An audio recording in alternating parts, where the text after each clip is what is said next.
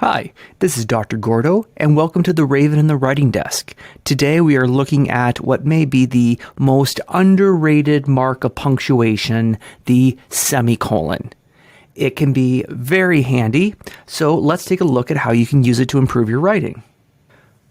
First of all, what is the semicolon? Well, it's a cross between a colon and a comma. We have a video on the use of the colon. The use of the comma, I do not have one single video on it because it disappears in so many different ways. It's just easier to tackle it as I come along. So with that in mind, just please watch our videos and you'll get to know all about the proper use of the comma. When it comes to the semicolon, it's most often used to join ideas. Ideas, the fancy grammar word for that, are clauses, without the use of joining words, such as and, but, we also call them conjunctions, or transitional words. So it can be a useful way to tighten up a sentence. So if we take a look at what I've written here, I am making a video, I will put it on YouTube. That's a run-on sentence. It needs something to help slow it down. Now, I could just add a period and create two sentences. That would work. Or I could put in a semicolon. I am making a video, pause, I will put it on YouTube. If I put in a comma, it would have created a comma splice because I would have had two independent ideas joined by a comma, and you can't do that. A semicolon, however, because the ideas are so closely related to one another, the semicolon allows those two independent ideas to be put side by side without the use of any kind of joining word. For example, if I said, I am making a video and I will put it on YouTube, I fixed the run-on sentence, but it really doesn't sound any better. Better to stick with the semicolon. We can also use the semicolon to replace a transitional word. So once again, I've put up a couple ideas. I watch YouTube. I prefer TikTok. It sounds choppy. Something's not right. I need to smooth out. I watch YouTube. I prefer TikTok. I could just simply put in some periods, create two separate sentences. They're choppy, but it would work. I could put in a comma and then a transitional word, but I watch YouTube, but I prefer TikTok. Or I can put in a semicolon. What happens here is that transitional word is just understood by the audience. That I'm watching YouTube, but I'd rather be watching TikTok.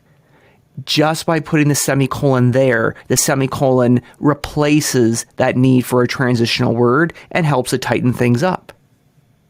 Another way to use a semicolon, and be careful here, I've seen people replace a comma with a semicolon when they're listing items, also known as a series. I am going to the store to buy eggs, milk, and bread, comma, period at the end. It wouldn't be appropriate to use semicolons here because, again, you're just listing ideas within the one concept of going to the store. See rule number 2 on the elements of style for more about this.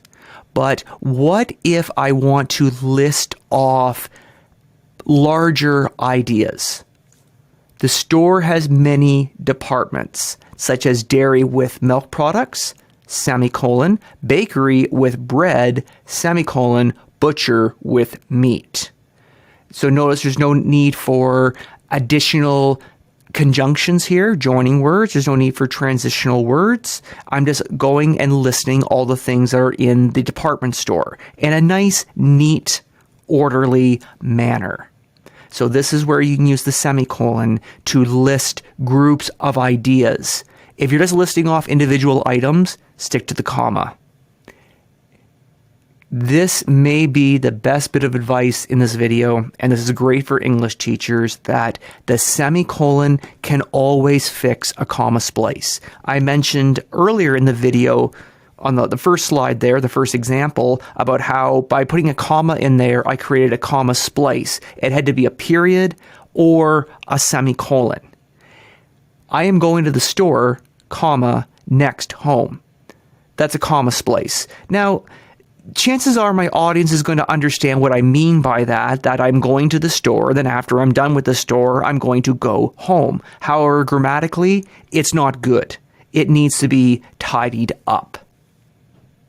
Now, by adding in the semicolon, it's still not a great sentence. I am going to the store, semicolon, next home.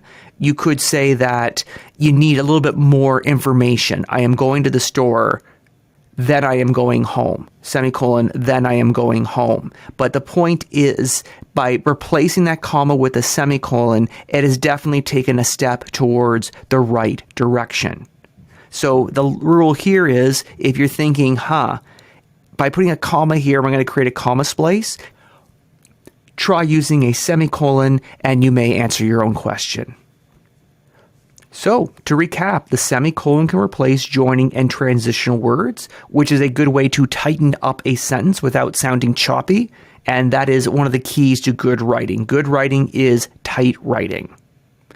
You can use the semicolon to group together ideas, larger concepts in a clear series, and it can fix a comma splice, but do not use that as an excuse to just use commas.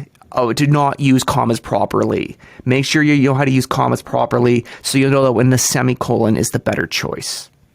So I thank you for your time today. You can check out some of our playlists on punctuation as well as our videos on parts of speech. And in the meantime, please like and subscribe. Put your questions down in the comments and I'll do my best to get back to them as soon as I can.